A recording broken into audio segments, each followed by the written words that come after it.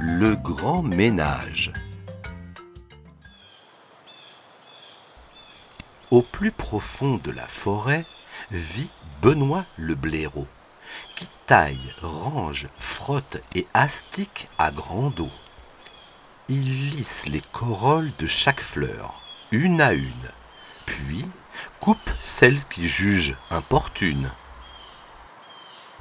Il brosse le renard dans le sens du poil. Il l'étrille des oreilles à la queue. Il démêle les nœuds, il ôte les brindilles. Il astique les oiseaux, du plus petit au plus gros. Brossage du bec pour tous, puis plongeons dans la mousse. Il ramasse le moindre bout de bois. Il aspire, il balaie, il nettoie. Il frotte les pierres, les astiques, les récures et les briques. Et quand tombe une feuille soudain, eh bien,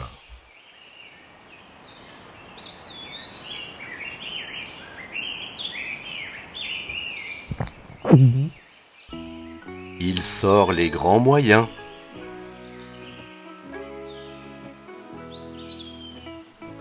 Pourtant, il n'est pas satisfait. Les arbres nus ont l'air échevelés. Si loin de son monde idéal, alors Benoît prend une décision radicale.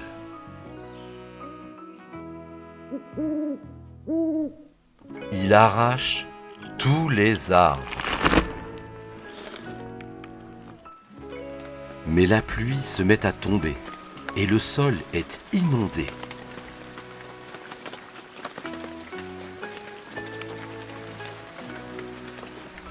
La terre détrempée devient de la boue.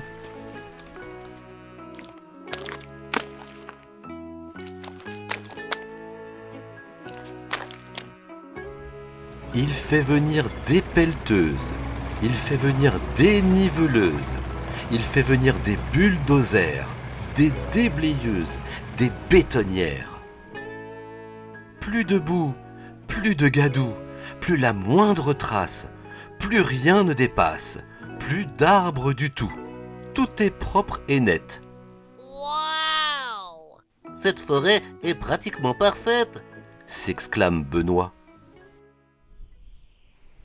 J'ai faim, mon estomac mérite une récompense, dit-il impatient de se remplir la panse.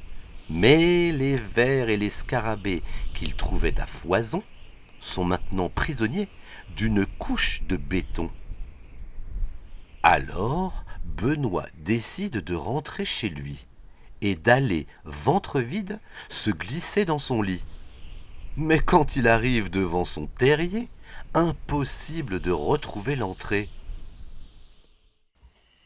Toute la nuit, il fait les 100 pas, sans parvenir à calmer son pauvre estomac.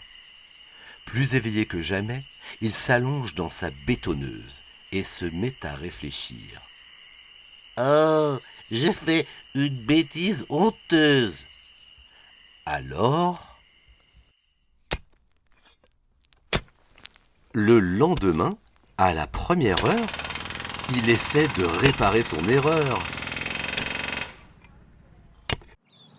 Et les animaux arrivent de toutes sortes pour lui prêter main forte. La forêt doucement retrouve son allure d'antan, en moins ordonnée peut-être, moins propre qu'avant. Quant à Benoît, il s'engage à faire de gros efforts. Mais parviendra-t-il à contrôler sa manie ? À ton avis,